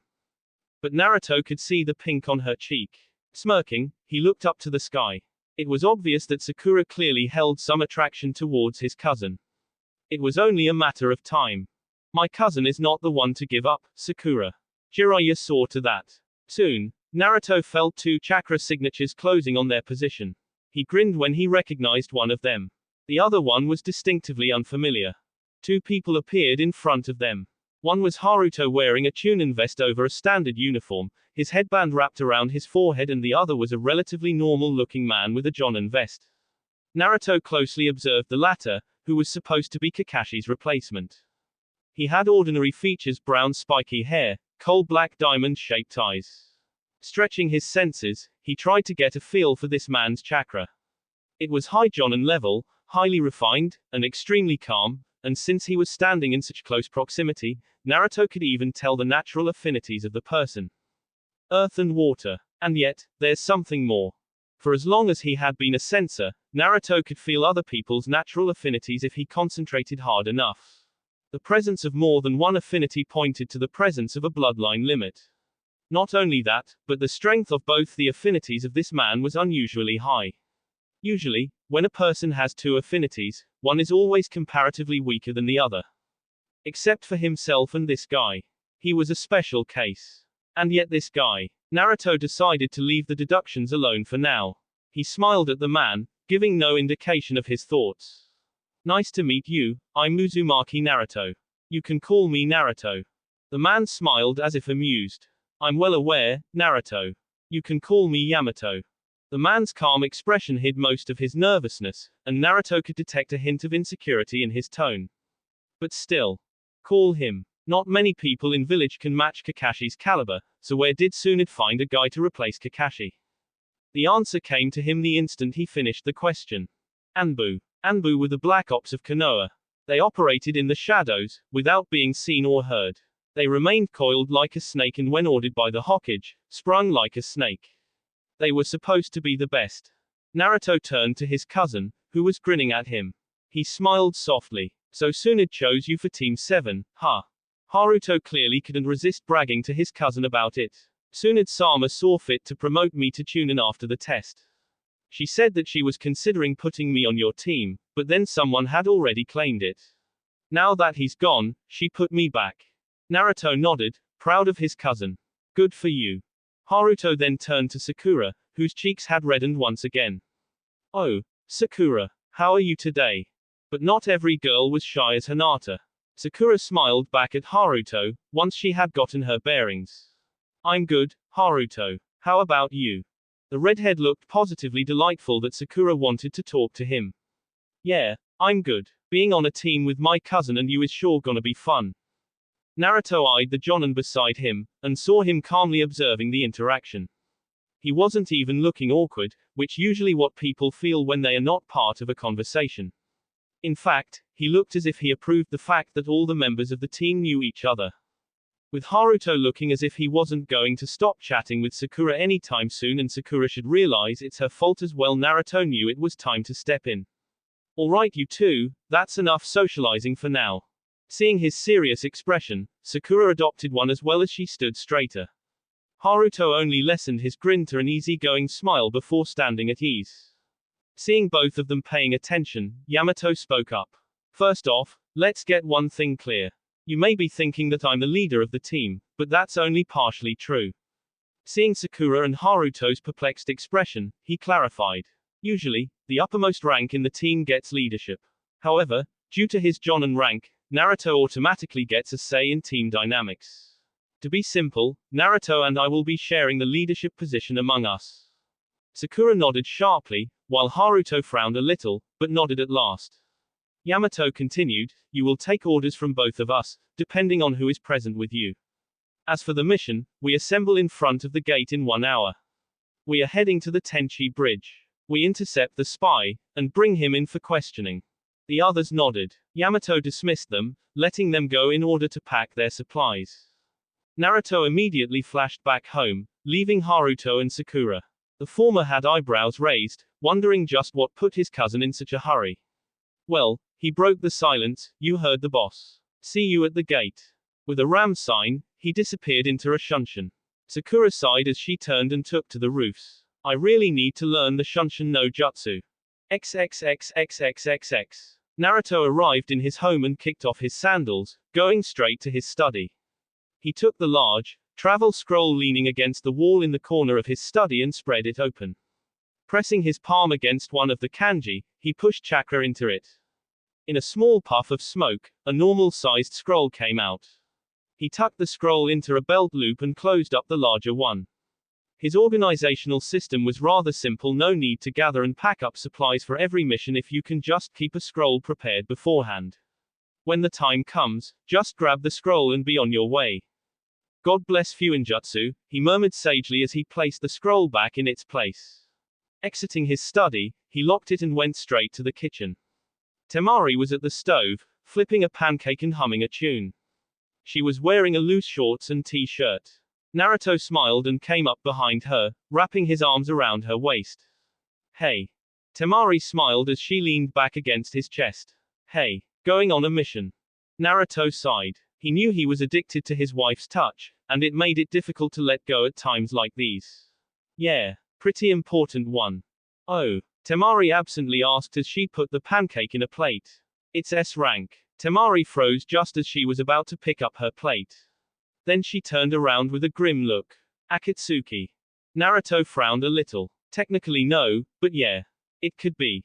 She put her hands around his neck and drew him into a hug. Be careful, alright. Naruto returned the hug gently. I will. They stayed like that for a few moments. Kissing, making out and sex was great and all, but there were times when Naruto just enjoyed the gentle touch of his wife. Sometimes, just a hug was enough to express what one felt. This was one of those moments. But still. Can I have a kiss before I go? Temari giggled softly. We're married, Naruto. You don't need permission to kiss me. Naruto grinned as he closed the distance between them. I'm glad for that. Her lips tasted of sugar as he molded his with her. His right hand went to the small of her back and the other to the back of her neck, pulling her close and deepening the kiss. Temari sighed as she rubbed his cheek where his whisker marks used to be. The area was still sensitive, and a pleasure point for Naruto. As she predicted, he purred low in his throat, his grip on her tightening.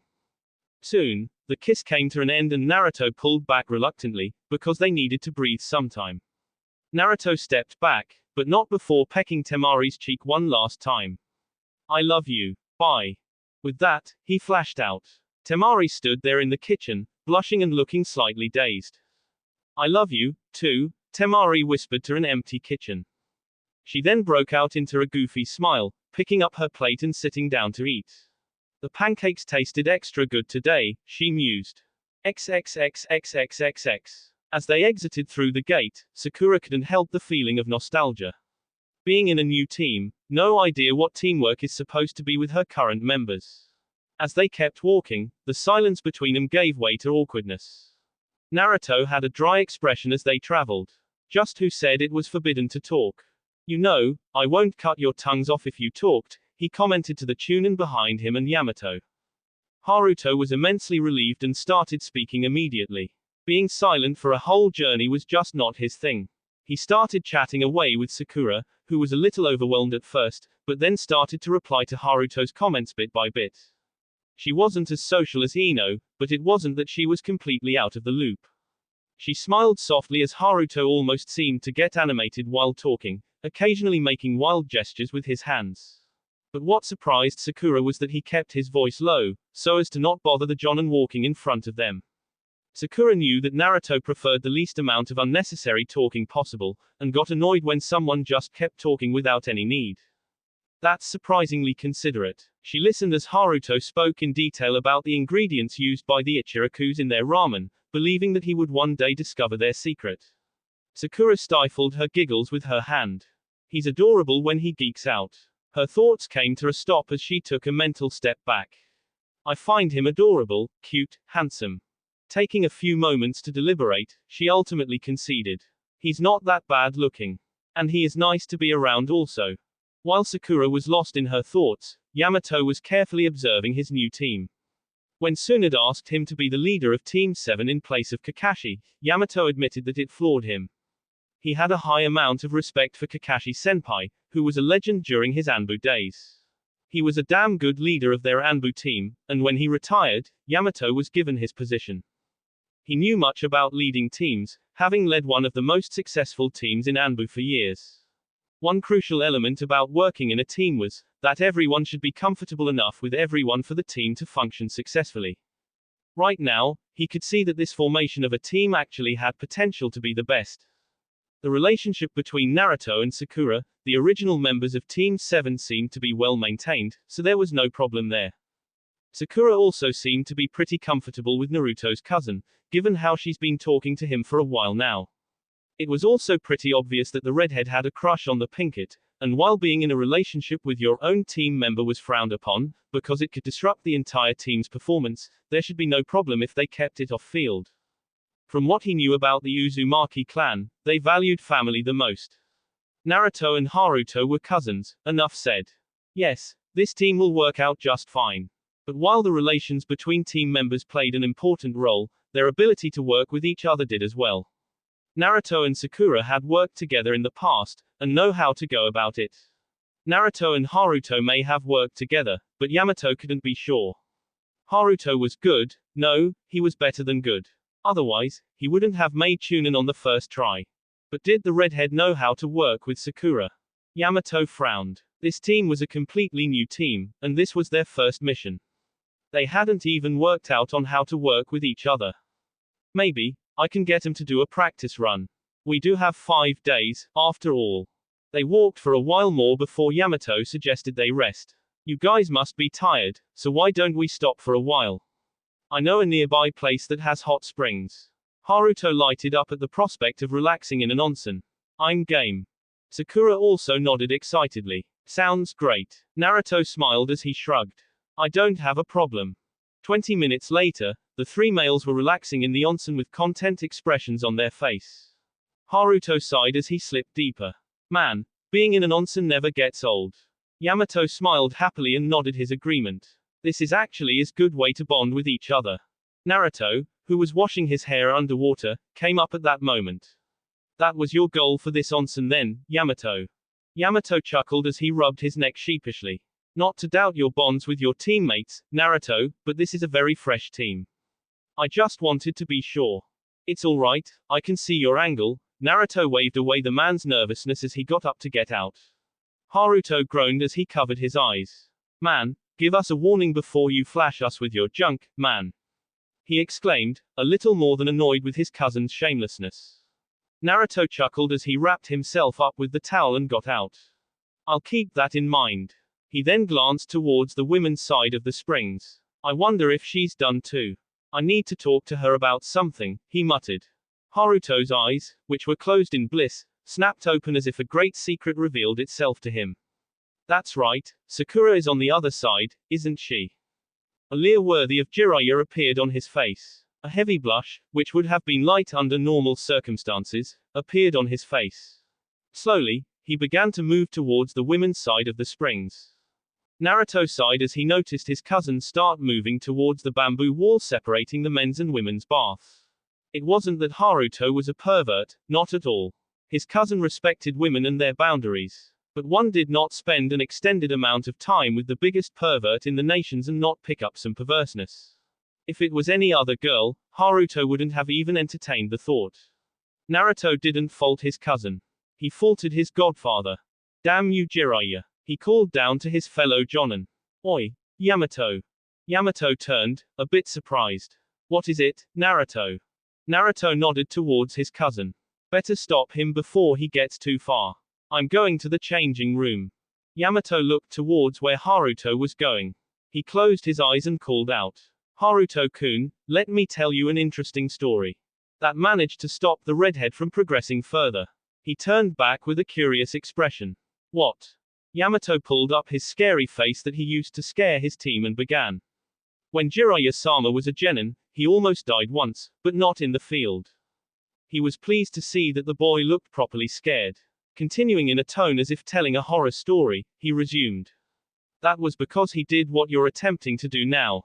Haruto took a visible gulp. He didn't like where this story was going. It is said that Tsunade-sama beat him to within an inch of his life with her strength, by breaking every bone in his body. Yamato suppressed a laugh when he saw the Chunin began shaking. Dropping his face, he got out and wrapped a towel. I wonder what Sakura will do, he wondered before walking away. Haruto turned back to the wall that separated him from Sakura. Suddenly, it seemed a lot more ominous than before. There were two options before him now: take a risk and hopefully see some goods, or get caught and get his bones broken.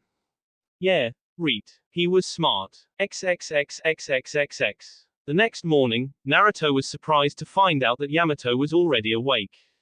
Then again, he was Anbu, he reasoned with himself. He got ready and for the next hour, he discussed with Yamato the plan for the mission.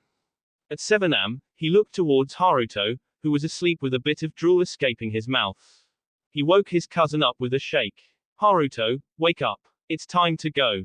The redhead slowly opened his eye, scrunching heavily. He was in deep sleep, damn it. But if he asked for 5 more minutes, Naruto would dump water onto him. There was no snooze button for his blonde cousin. All right, I'm up, he mumbled, sitting up. Naruto nodded before getting dressed. Yamato, who was already sitting ready, asked him to go and see if Sakura was ready or not. Naruto nodded and walked out of the room towards Sakura's. He knocked on her door thrice. Sakura, you up? 1 second. Naruto nodded. Get ready, we're moving out in an hour. An hour later, they were back on the road. The journey was slightly different from yesterday though. Haruto was explaining to Sakura how his chains work. See, the simplest explanation is that my chains are an extension of myself. I think of them as having extra limbs. Only they feel more than that. It's like having hands and fingers at the same time, Haruto said, nodding to himself as if that made absolute sense. Sakura had the driest deadpan Naruto had ever seen on her. Hands do have fingers, she stated derisively. Haruto backtracked, shaking a finger at her. Not in the way you are thinking of. By now, even Yamato was glancing back oddly. Naruto didn't bother turning, he just smirked. He knew exactly what Haruto was trying to say. Haruto continued with his explanation, looking completely serious. I can manifest a large number of chains, but the fact is, the human brain has long since adapted to coordinate only 4 limbs. So even if I manifest, say, 20 chains, I can only move them in one direction, towards one target. Get it? Sakura gave an expression of realization. Oh, so that's what you were trying to say. Haruto looked mildly offended, but continued. For the longest time, I couldn't control my chains separately. It's like trying to write with both hands at the same time. Sakura looked at him annoyed. Couldn't you have said that at the beginning? Haruto looked confused. But it was exactly what I said. Sakura took a deep breath and counted to 10. It wasn't Haruto's fault, she told herself. Everyone understands a concept in their own way. Haruto's just happened to be a bit unconventional. But it's rather sweet how hard he is trying to explain it to me, she thought with a small smile. Lost in her thoughts, she almost missed the next part of his explanation. So Jiraiya-sama had me practice writing one thing, my first name, with multiple chains at the same time on the ground. When I got that, he made me do the same thing, only this time, I had to write my surname with another set of chains at the same time. Sakura winced a little. That sounds tedious. Haruto shrugged. It was at first, but I got better. Soon, night fell and Naruto suggested to Yamato that they set up camp. The other Jonin nodded and together, they found a small clearing. Only when Yamato demonstrated his perception of the phrase, setting up camp, was when Kurama went berserk. Mokuton, Shichuka no Jutsu. Wood style, 4-pillar house. Just in front of them, a giant house made of wood sprung up. Naruto kept quiet, busy pacifying an enraged Kurama. Sakura on the other hand, chuckled dryly. You call this camping? Yamato himself chuckled. It's not as grand as it looks. Trust me. Without another word, Haruto and Sakura walked inside, leaving Naruto and Yamato alone. The brown-haired Jonin looked to the blonde.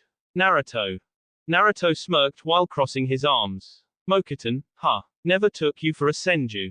Despite what it looks like, I'm not a senju. I wasn't born one, Yamato denied calmly with a shake of his head. And I was briefed, albeit very little, about your control of the Kyuubi. I was assured that I wouldn't have to worry about you going on a rampage.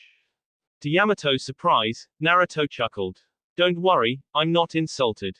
Only a little surprised that Tsunade has a contingency plan for me, he said deferentially. With that, he walked inside. Yamato wiped off the sweat on his cheek before doing the same. He had almost forgotten that he was dealing with a major political figure, and to offend those was almost tantamount to suicide. Once inside, Naruto found that Yamato was indeed right. There was nothing grand on the inside. But the fact that it was an indoor setup was more than comfortable. He removed his sandals, walked to the pair of Chunin and sat down beside Sakura, all the while calming Kurama down. The nerve of the woman to do this. Calm down, Kurama. I'm sure she knows that I can control your power.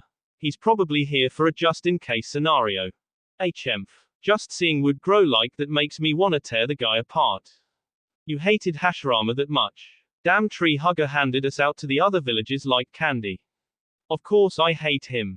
Naruto just let the fox be until he cooled down on his own. As Yamato settled down, Naruto clapped to get everyone's attention. Alright guys, time to discuss the mission. His hands rested on his knees as his tone became authoritative. Today morning, me and Yamato came up with a plan on how the meeting will go. He turned to Sakura. Sakura, I want you to give Yamato some key information on Sasori. His appearance, behavior, voice. In this team, we two are the only ones to have seen him, but you have fought him, so you might have some additional info that I don't. Yamato Teiko is planning to go as Sasori. Sakura asked curiously. Yamato nodded. The spy will be expecting Sasori. He might see through the disguise, but we'll cover any base that we can. My appearance as Sasori should put me close enough to him so that I can capture him in case he escapes. If he is a spy in Orochimaru's ranks, he will no doubt be extremely careful, Haruto pointed out.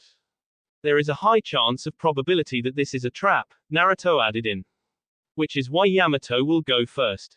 The rest of his will hide as best we can, and wait for his signal. That said, just as a reminder, this mission is of reconnaissance. Our objective is to just capture. If a fight ensues, we must keep the target safe. If he is killed, however, a valuable source of information will be lost, Yamato said, looking in everyone's eyes to emphasize the importance of why their target should be kept alive. Naruto overlapped his fingers. Because there is so much that can go wrong in this mission, I have come up with an addition to this plan. Yamato blinked. He didn't know about this. Naruto looked at Yamato. Before we go to the bridge to meet the spy, I'll create a barrier a few miles away from the site. It will be a barrier that will put our spy to sleep seconds after he arrives in it. The second he tries to run away, I'll jump in and flash him away. Yamato pondered over this idea. He was the one supposed to be meeting the spy, and there would be some distance between him and the team. Naruto would have to move very fast if the spy made to escape. But this idea was actually better than Yamato attempting the capture himself. All Naruto needed to pull this off was to touch the spy, and he would be theirs. It was a brilliant strategy. Yamato nodded his consent. That's a very good idea, Naruto. So the strategy is like this. I restrain the target, and Naruto moves in and flashes him away. If a battle is inevitable, then we'll fight in pairs. The pairs will be Naruto and Haruto, Sakura and I. Naruto coughed into his fist. Actually, it would be better if you were paired with me, Yamato. If Sakura were to be paired with you, she'll be fighting close range while you'll be fighting mid-range. And while your Mokuton is good and all, something a bit more versatile would be better. Or else Sakura would just be running around, chasing her enemy. Yamato quirked an eyebrow. A bit more versatile. Naruto nodded. Haruto's chains are well capable of following the target and capturing them. They are considerably faster as well. Binding the opponent with his chains will give Sakura an easier time to knock him out or kill them. You and me on the other hand, are capable of fighting bait and lure. You and me are comparatively faster than him as well. Yamato was starting to think that Naruto should have been made the leader of this team. His ability to take into account his teammates' abilities and strategize accordingly was commendable. Not only that, but his skills as a seal master were very handy in a mission. He was starting to see why Yondaime favored the Hiraishin so heavily. Its battle applications were astounding. But Sakura pointed out an important flaw in their planning. That is good and all, but we've never fought together before. Knowing about one's skills is one thing, but working with them is completely different. Yamato nodded with approval. Well spotted, Sakura. To counter that, we'll perform a simulation tomorrow, let each other get a feel of our abilities. It's a bit out of the norm for the normal forces, but new Anbu teams often do this to enhance their teamwork capabilities. Naruto sighed as Yamato ordered everyone to sleep. He put his hands behind his head and closed his eyes. He missed his wife clinging to him. Jiraiya would be serious, proud and angry with your drifting thoughts, Kurama snickered in his mind. Naruto mentally grumbled. Shut up, man. XXXXXXX. Excellent capture, Haruto, Naruto. Yamato said as he rubbed his wrists. Those chains were really hard and tight. Naruto fist bumped the redhead as Sakura smiled behind them. Her abilities were not really suited for capture as much as they were for breaking the bodies of enemies. Haruto pointed out to his cousin. You know, that shadow clone decoy was a pretty swell idea. You and Sakura were pretty good at keeping him from moving too much. Naruto smiled and patted his clothes to remove any dust. Yeah, but I won't be with you next time. You can get a bit more creative with those chains of yours, you know. Haruto rubbed the back of his neck. I didn't want to accidentally maim you instead of the enemy. Naruto chuckled. See that you don't. I might be fast enough to dodge your chains, but Sakura isn't. Sakura nervously chuckled at how flippantly hinted the consequences should Haruto miss. You wouldn't do that, right? Haruto immediately shook his head. Oh no, Sakura. I promise not to maim you. Naruto inwardly chuckled at his cousin's behavior. Alright, prepare to move out. We will reach our destination tomorrow before noon. If we miss the time, this mission will be a complete failure, Yamato ordered everyone. They set out and by night, they repeated the routine of the previous night. As soon as dawn came, they hit the road fast and arrived at the destination with time to spare. Tenchi Bridge. For a few minutes they just spent time staring at the bridge, thoughts of what they were about to encounter entering their minds. It was like someone had flipped a switch.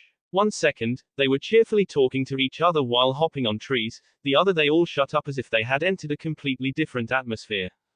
Well, Naruto broke the silence, we better decide our positions. He turned around to face the two Chunin. Alright, this is what's going to happen. First, we find good spots to hide. And by that, I mean hide good. Suppress your chakra as low as you can. Second, Sakura, you give Yamato the information he needs to masquerade as Sasori. Third, we wait. Is that clear? Hi. Naruto turned around to face Yamato. We have 2 more hours to go. I'll go and set up the barrier. Shouldn't take more than 5 minutes. You hold my spot for the time. Yamato nodded and with that, Naruto went back to the way they came from. After being sure that they were quite a few miles away, Naruto stopped. This should be far enough. He took out his sealing supplies and set to work. He created 4 tags, each with a different kanji symbol on them. He spread in a square position, each tag almost 5 feet away from the other. He took out one of his special kunai and threw it down, burying it in the grass. Inspecting the positions one more time, he nodded to himself. He took a few steps back and faced the formation. This was a delicate piece of fuinjutsu that was created by his late clan, and required him to be extremely precise. Dog, bear, ox, horse, snake, ram. Uzumaki fuinjutsu, Shujin no Shohiki.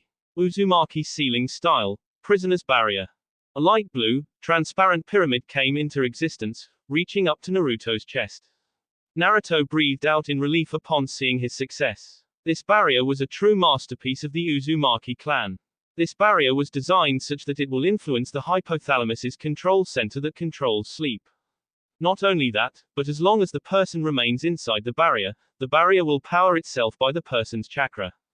After being activated, the initially amount of chakra will uphold the barrier until the prisoner is inside. Once their spy is in this barrier, the barrier will immediately start sucking out the chakra. Properly panicking, he would attempt to escape, but the catch was that if a jutsu were to be used, the rate of suction of chakra will increase drastically, weakening their spy. It will keep sucking chakra until the person is asleep. After that, the barrier will only suck out chakra at intervals. It's almost like saying that the barrier has a life of its own. As of now, the preparations are over. All left to do is to wait for the spy. Naruto turned back and was about to flash to Haruto's mark when he stopped. He turned back to the barrier and stared at it thoughtfully. A barrier in the middle of the forest was a strange sight indeed. A sly grin stretched at his lips as he took out his sealing supplies again. He was suddenly feeling inspired. Oh, I can't wait to see everyone's faces when they see what I've done. After finishing up, he packed up and flashed to Haruto's mark. The redhead jumped slightly, calming down once he saw who it was. I'm never getting used to that, he grumbled. Naruto patted his shoulder sympathetically and just walked out of the hiding spot, towards Sakura and Yamato, who were finishing up with the disguise. He worked out the signal with Yamato, marked him, and once they were done, Sakura went back to her hiding spot. It was just a matter of waiting for the man. It didn't take him much time. The guy was prompt, arriving at the other end of the bridge 5 minutes before noon. He was covered in a gray robe with hood, from head to toe, to hide his features from being seen. Naruto kept his senses active, looking out for anyone who might have followed the guy. Putting his finger on the ground, he pushed further, and came up with a result that made him frown. Now that I see, this chakra signature feels awfully familiar. And our spy has a shadow. Also, there was a certain blur on his radar, close to the other side of the bridge, but far enough to remain out of sight. Naruto pursed his lips in thought. A blur was a phenomenon when someone was using a high-level camouflage. Jiraiya had explained it to him. Whenever Naruto attempted to sense Jiraiya under the invisibility jutsu, he came up with a blur. Not good enough to identify, but enough to spot. However, if Naruto knew the feel of the chakra of the blur, he could venture a guess. It came to him in a flash. He cursed mentally. Damn, I knew this was a trap. The spy is none other than Kabuto. Putting the revelation aside, for it was too late to warn Yamato, he focused on the blur. The feeling was distorted, which was to be expected. And whoever it was perfectly calm, so there was no turmoil in his chakra. Nothing that could give a hint to Naruto. Which Naruto was thankful for, since it gave him a clue as to who it could be. Obviously, anyone who can disguise themselves in a blur, to a sensor as skilled as him, was highly dangerous. Someone from the Sound Village who was skilled enough to dupe sensory types. That only meant one thing: it could be anyone. Most probably, it is someone who Orochimaru sent to follow the guy to see where he was going. It could be a natural ability, knowing how much that bastard loves to experiment with various abilities, or it could be a really skilled ninja. Naruto stopped sensing and suppressed his chakra as much as he could. For all he knew, the person could be a sensor. He watched in silence as Yamato made contact, and Kabuto shifted so his face was visible to their side. He could only imagine Sakura's surprise on the other side of the road. He used his keen sense of hearing to hear the conversation. "Were you followed?" Yamato asked in the rough, dark voice of the puppeteer. "No, it's safe," Kabuto firmly replied. "How are you?" "Somewhat distorted after being released from that jutsu.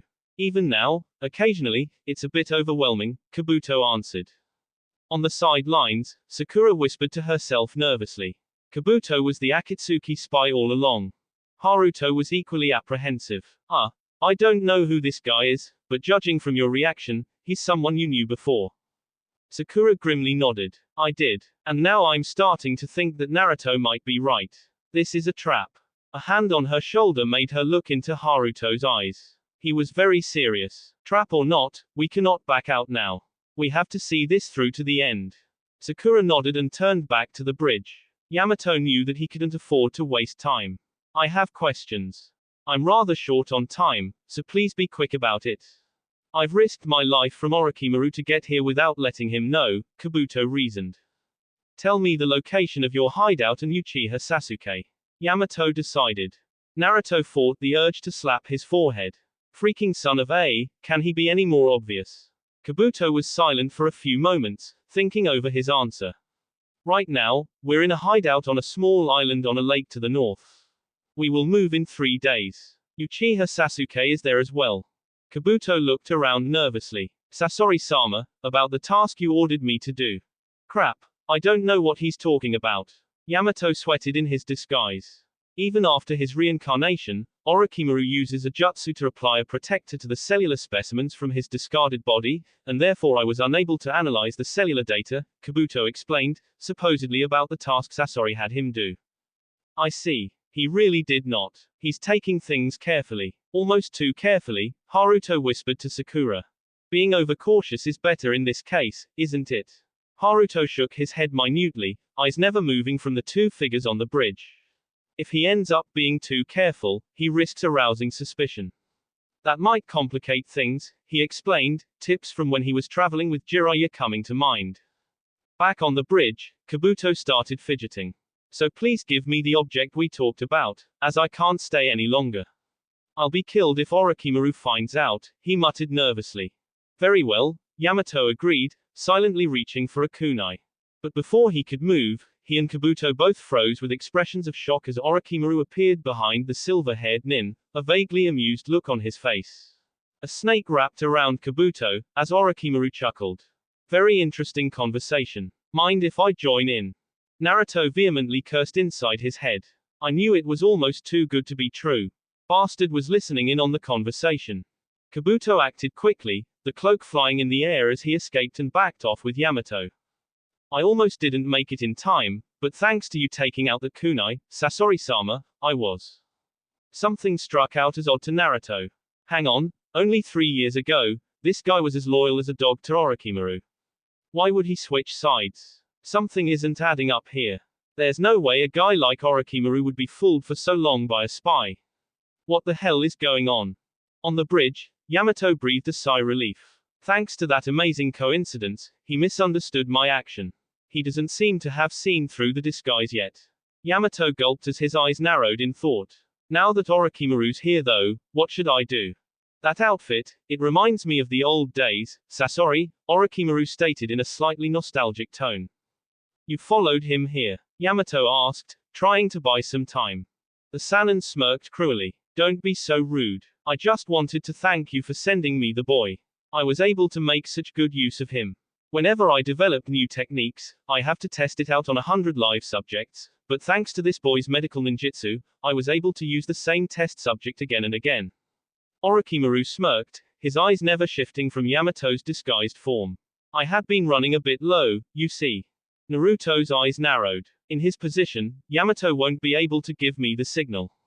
I would have to act on my own. If I have to act, I have to wait for an opening. Yamato, on the other hand, was contemplating his move. Damn, there's no way I can stand against Orochimaru on my own. Even with Kabuto, my fighting style will give me away. And as I am, I can't signal Naruto to move in. I hope he spots an opening and moves in, otherwise I'll be forced to give myself away. Naruto saw Kabuto activate a chakra scalpel, and raise his hand high. Alright, let's go. Yamato, who was observing Kabuto closely, almost didn't react in time when Kabuto swung towards him. Only for a hand to grip his wrist, an inch away from Sasori. Even Kabuto couldn't hide his expression of sheer shock when he found out who the owner of the hand was. Naruto wasted no time in slapping a palm on the medic's chest and teleporting him away into the barrier. Naruto just couldn't resist a smirk upon seeing Orochimaru's stupefied reaction to his spy being whisked away like that. The guy blinked dumbly at him, as if he couldn't even comprehend what just happened.